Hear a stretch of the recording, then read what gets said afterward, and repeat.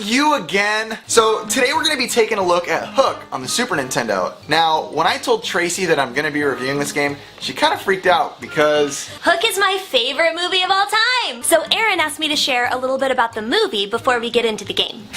Spielberg's Hook is one of my favorite movies of all time. Hook is a fantasy movie with a unique spin on the classic Peter Pan fairy tale.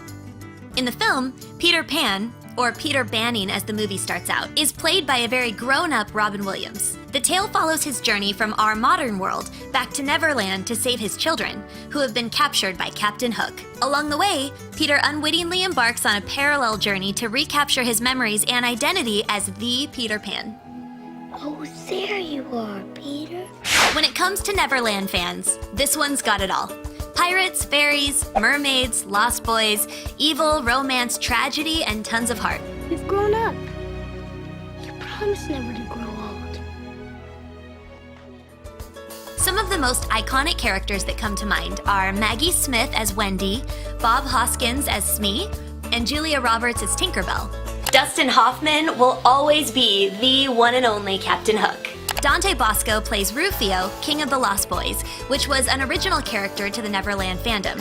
But it quickly became a cult phenomenon, and Rufio is still a relevant and quite popular character in Peter Pan fandom today. I'm not gonna give everything away if you've never seen the film, but really, it came out in 1991, so if you haven't seen it by now, you don't really have an excuse. But suffice it to say, dudes and chicks will both dig it. I mean, there's epic pirate battles, family values, and Dustin Hoffman in bloomers and a hipster stash.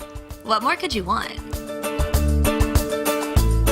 So now that we know a little bit more about the movie, let's get straight into this 1992 platformer, Hook. I wish I had an actual hook.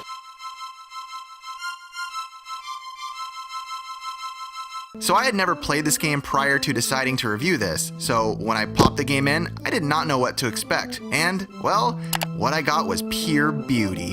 The intro story scene looks gorgeous, and alongside music that I fell in love with immediately, I am already very enticed to keep playing.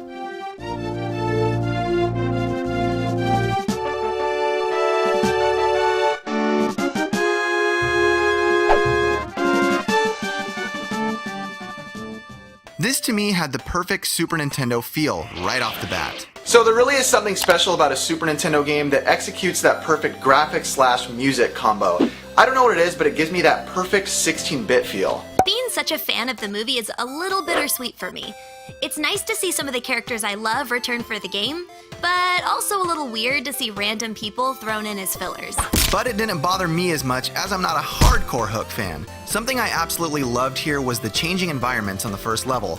I love it when a game does this. You can be playing on one level, but the game makes you feel as if you just traveled through about 4 different worlds. When I came across Tinkerbell and she gave me some pixie dust, I knew it was time to fly. And when I took off...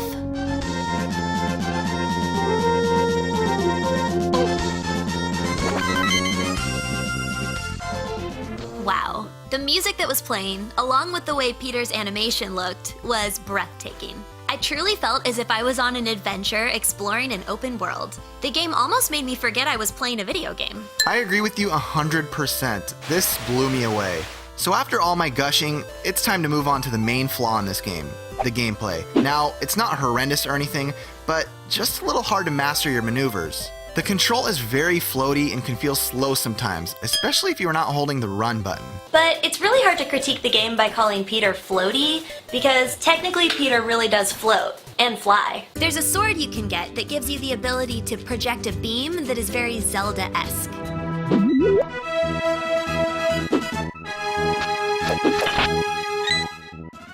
Which I think is amazing, but it was really hard to hold on to as one hit from an enemy and it's gone.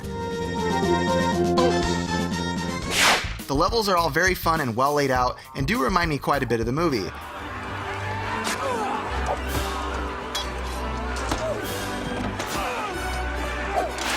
There is an overworld in between levels which is fun to look at, but it's kind of pointless. Oh, and the game I would say is a medium difficulty. It wasn't a breeze, but it wasn't very hard either.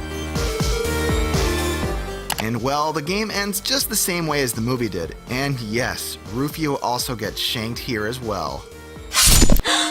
So all in all, I really enjoyed this game, and I highly recommend it, especially for those of you guys who have played most of the popular platformers in the system and are looking for something new. You could say it really hooked me.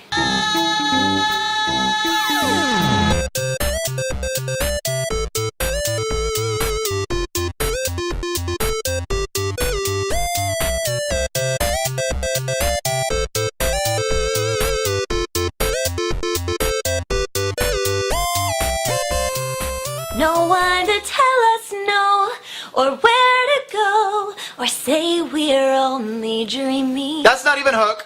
Oh, there's a... sorry, it was floating in No, front of it's me. okay. That's awesome. Super Nintendo game. Just one time, see if I can get it better. Anytime? Yep. Okay. I like the word action, actually. Action! Thank you. Hook, hook. Where's the hook? Where's the hook? Where's the hook? So I know I'm not alone while I'm here on my own. Oh, they have a smell. They smell like grape. Well, they do smell like grape. How weird is that? That's awesome. My bubbles smell like grape. That sounded wrong. Yeah. Why did that sound wrong? And, yeah. Wait, oh, there's... Cut.